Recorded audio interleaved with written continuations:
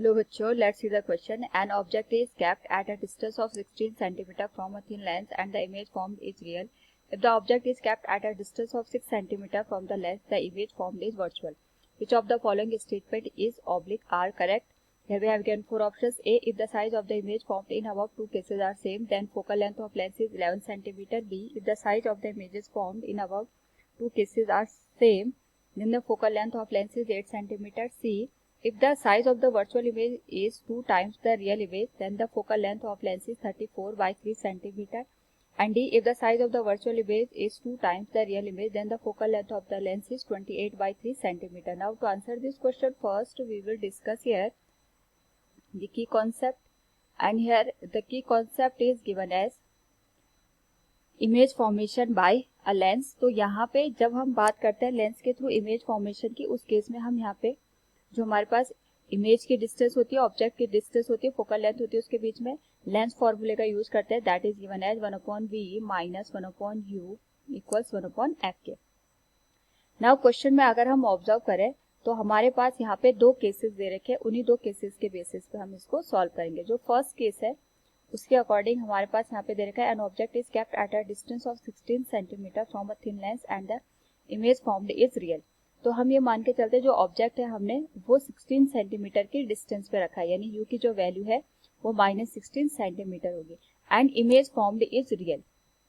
इसमें जो इमेज का फॉर्मेशन हो रहा है वो रियल हो रहा है. तो एक बात हमें यहाँ से ये श्योर हो गई कि हमने यहाँ पे जो भी लेंस यूज किया होगा वो कॉन्वेक्स लेंस यूज किया होगा, क्योंकि कॉन्वेक्स लेंस में ही रियल इमेज बनती है और कॉन्वेक्स लेंस के थ्रू ही हम यहाँ पे वर्चुअल इमेज को भी ऑब्टेन कर सकते हैं. तो हमारे पास यहाँ पे अगर इमेज रियल बन रही है, अगर क्योंकि हम दो केसेस ले रहे हैं, हम इसको u1 मान लेते हैं, तो जो v1 की वैल्यू है वो हमारे पास यहाँ पे पॉजिटिव होगी, क्योंकि यहाँ पे जो रियल इमेज बनती है कॉन्वेक्स लेंस के यहाँ पे अपोजिट साइड बनती है.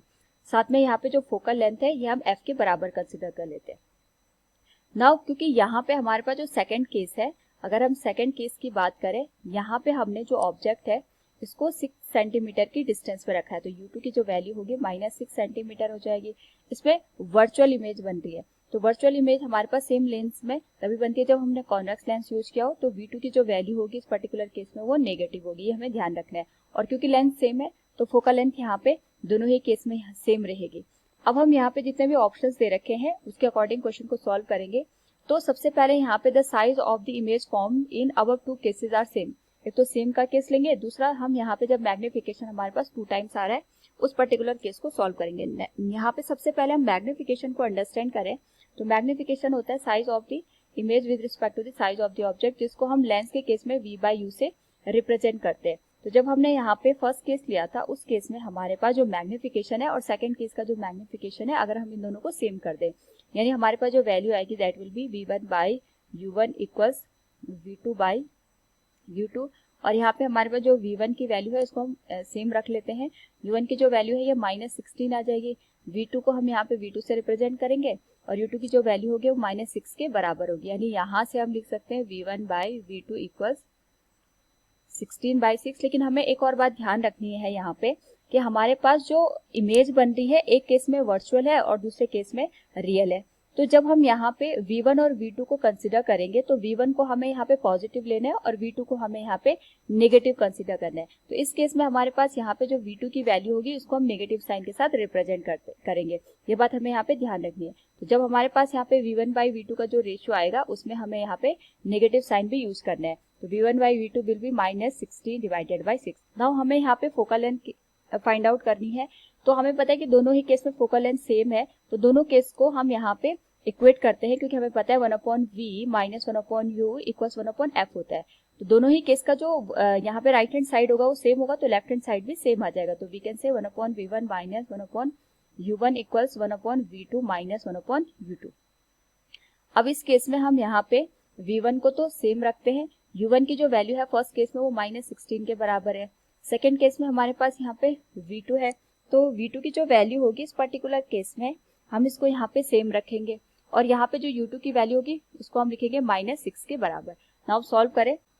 नाउ यहाँ पे अगर हम एलसीएम ले या फिर हम यहाँ पे जो v2 और v1 है इसको एक दूसरे के टर्म में रिप्लेस कर सकते हैं. 1/v1 है तो v1 को हम यहाँ पे लिख सकते हैं -16/6 इंटू V2 के बराबर। So this can be written as -16/6 into V2, minus minus का तो प्लस हो जाएगा, हम 1/V2 को लेफ्ट हैंड साइड शिफ्ट कर देंगे तो this will become -1/V2 equals 1/6 -1/16 के।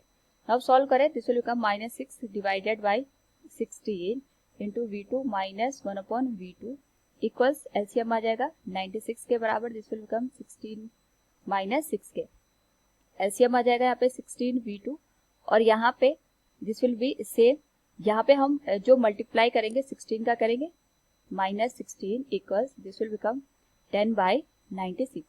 नाउ सॉल्व करें अगर हम इस होल वैल्यू को, this is given as -22 divided by 16 V2 equals 10/96।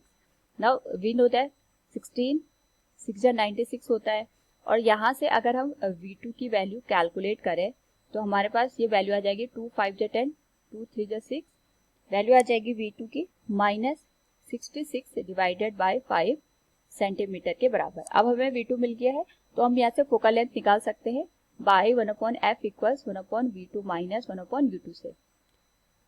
V2 की जो वैल्यू है दैट इज -66 डिवाइडेड बाय 5 के, तो ये आ जाएगा -66 डिवाइडेड बाय 5 माइनस 1/U2 की जो वैल्यू आ जाएगी वो -6 के बराबर आएगी।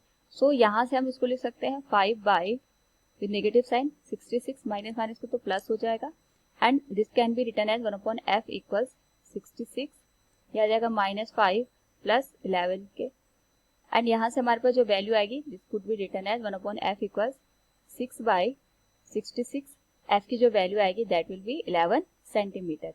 तो हमारे पास फर्स्ट केस के अकॉर्डिंग जो फोकल लेंथ आएगी वो 11 सेंटीमीटर होगी, so we can say option A is the correct one. एक और हमारे पास यहाँ पे कंडीशन दे रखी है, if the size of the virtual image is 2 times of the real image. तो यहाँ से हम एक और केस कंसिडर करेंगे जहाँ पे जो वर्चुअल इमेज है, वर्चुअल इमेज सेकेंड केस में बन रही है V2 by U2 equals is 2 times of the real image. तो रियल इमेज के केस में हमारे पास जो साइन आएगा वो नेगेटिव आएगा, तो V1 बाई U1, लेकिन इसमें हम यहाँ पे नेगेटिव साइन का भी यूज करेंगे।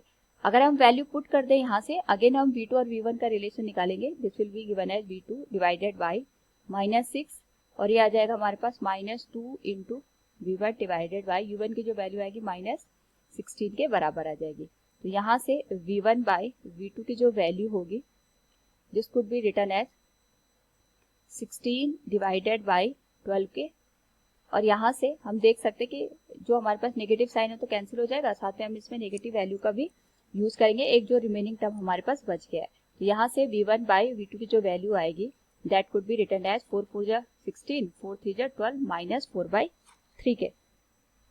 नाउ इसी का यूज करके हम इस क्वेश्चन को फर्दर सॉल्व कर सकते हैं, क्योंकि हमें पता है फोकल लेंथ दोनों केस में सेम होती है। तो अगेन यहाँ पे राइट हैंड साइड सेम है तो लेफ्ट हैंड साइड भी सेम होगा, 1/V2 minus 1/U2 equals 1/V1 minus 1/U1 के। तो जो नाउ यहाँ पे U2 की जो वैल्यू है -6 के बराबर आएगी, V1 की वैल्यू एज इट इज रख लेते हैं और U1 की वैल्यू यहाँ पे -16 के बराबर आ जाएगी। सो 1/V2 minus 1/V1 equals 1/16, minus minus का प्लस हो जाएगा, राइट हैंड साइड जाने पे अगेन माइनस का हो जाएगा। तो जो यहाँ से हम देखें तो हमारे पास जो V1 बाई V2 की वैल्यू है दैट इज -4/3 के बराबर है। तो V1 को हम लिख सकते हैं यहाँ पे -4/3 V2 के, या तो हम V2 को रिप्लेस कर दें या तो हम V1 को रिप्लेस कर दें। तो हम यहाँ पे V2 को या V1 में से किसी को भी रिप्लेस कर लेंगे, हम V2 को एज इट इज रखते हैं, V1 को रिप्लेस करेंगे, दैट इज -4/3 V2 के and this is given as 96 के बराबर आ जाएगा, 6 आ जाएगा एंड दिस इज -16। सॉल्व करें अगर इसको, this will become 1/V2 minus minus का तो प्लस हो जाएगा 3 डिवाइडेड बाय 4 V2 के and this will be given as -10/96। 4 V2 आ जाएगा and this will be given as 4 plus 3 equals -10/96।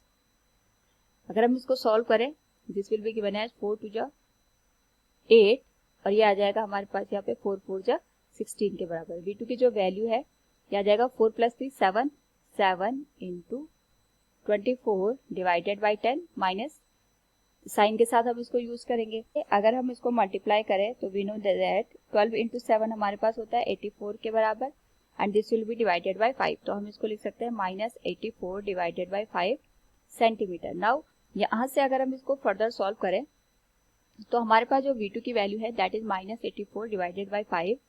Focal length हम निकाल सकते हैं क्योंकि हमने V2 की वैल्यू निकाली है, तो इसी से हम यहाँ पे फोकल लेंथ को भी कैलकुलेट करेंगे। तो V2 की वैल्यू आ जाएगी -84 डिवाइडेड बाय 5 माइनस U2 की जो वैल्यू है दैट विल बी -6, तो ये आ जाएगा -5 बाई 84, ये आ जाएगा +1/6 के, LCM आ जाएगा 84 and this will be given as -5 plus 14 के। अगर हम यहाँ पे -5 प्लस 14 करें तो हमारे पास वैल्यू बनेगी 9 बाई 84 के। This is given as 1/f, f की जो वैल्यू होगी that will be 84 divided by 9।